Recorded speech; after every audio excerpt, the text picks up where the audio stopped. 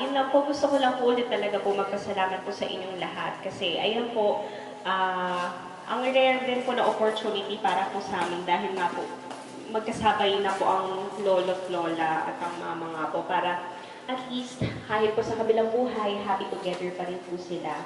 Ayan, muli po maraming salamat po sa aming pamilya po at saka po sa mga relatives po namin. Ayan. Sama-sama po tayo po. So,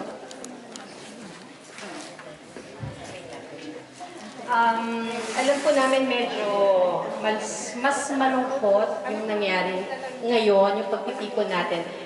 Kasi abo na po namin na naiuwi si Mama. Hindi naman din po namin ginusto na ganito yung mangyari, kaya lang, eto na nga po. Nung pumanaw siya sa hospital, inisip talaga namin, gusto talaga namin siyang dalhin dito ng buo, kaya lang, masyado pong komplikado, masyado mahirap. So, sana maintindihan din po ninyo.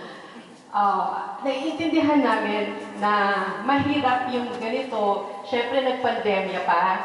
Hindi ninyo siya nakita kahit umuwi kami noong 2021. Alam naman po ninyo lahat na tinamaan siya ng COVID noong 2020. Ang tagal, pero naka-recover siya. Nung umuwi kami noong 2021 para tumakas dun sa Omicron virus, mga 6 months kami sa Salasa, pero dahil pandemya, hindi rin naman po nagkaroon ng chance na makita ninyo siya. So, alam namin, ilang years bago, nahuli ninyo siyang nakita. Ang hinihiling lang po namin ngayon, kahit ganyan, nasa earn na siya, abo na siya, ang maalala natin sa kanya lahat ng mga masasayang alaala, yung mga memories nung buhay pa siya, para siguro hindi na rin masyadong masakit yung makikita natin na bangkay siya. Pero habang nakaburol po siya sa Manila noon, ang masasabi ko lang po, very peaceful yung itsura niya. Wala pong bakas ng paghihirap sa mukha niya. Parang nakangiti pa nga siya. So alam namin na panahon na talaga at handa na rin po siya na sumama. Kinuwento po sa amin ng isang kaibigan niya sa Antipolo. Tinawag siya, mga 2 days daw po, bago siya dalhin sa hospital. Tinawag siya, sabi ni Mama sa kanya, halika dito. Bakit? Magpapaalam na ako sa'yo. Tapos sabi nung bakit saan ka pupunta? Ay, sasama na ako kay Narding. Sinusundo na niya ako. Pupunta kami sa bukid, maglalakad kami dun sa may ilog, pupuntahan namin yung mga puno. Yung bukid namin, maraming puno ng bayabas. Kinuwento niya isa-isa yung mga tanim. So nagulat kami kasi kinuwento lang sa amin yun nung kaibigan niya nung nakaburol na siya sa Arlington. So parang kasi yung mga huling araw, huling buwan ni Mama. So ang nabaaalala na lang po niya yung mga memories niya sa Salasa.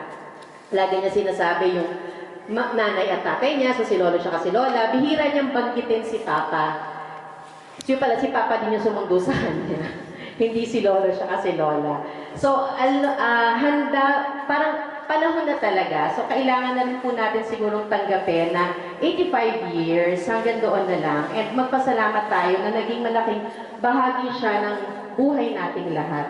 And more than yung kalungkutan ngayon, yung lungkot na nararamdaman nating lahat, siguro panahon din po para i-celebrate natin 85 years ng pamumuhay niya dito sa mundo, naging bahagi natin ng buhay natin siyang lahat bilang kapatid, kaibigan, pinsan, tiya, ninang, ay madami yan, ninang, kasamahan sa Senior Citizens Association ng Palawig ba Salasa? Palawig, opo, at Salasa.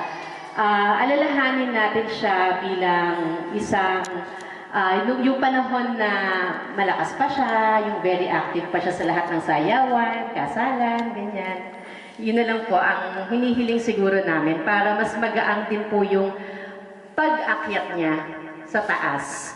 So sabi nga po din nung pare na nagmisa sa amin bago siya i-cremate, parang ginaid niya kami na pamilya dun sa process ng pagkamatay. So mag-uumpisa siya syempre sa grieving, malulungkot, iiyak, okay lang, iiyak niyo lahat, tapos acceptance. Pag natanggap na natin na ang buhay ng tao may hangganan, kagaya na sinabi ni Father kanina, may limitasyon, then matatanggap natin. At ang pinakahuli, yung letting go. So ngayon po, naihihimlay na natin silang magkasama ni Papa. Isang napakaganda rin pong experience at pagkakataon na maihimlay silang magkasama.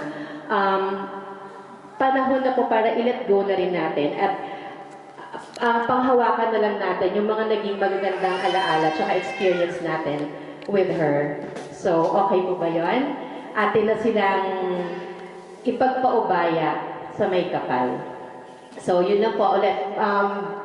Galing sa aming lahat na apat na magkakapatid, mga apo, maraming salamat po sa bukod sa pakikiramay, yung pakikitungo po ninyo kay Mama at kay Papa habang nabubuhay pa po sila.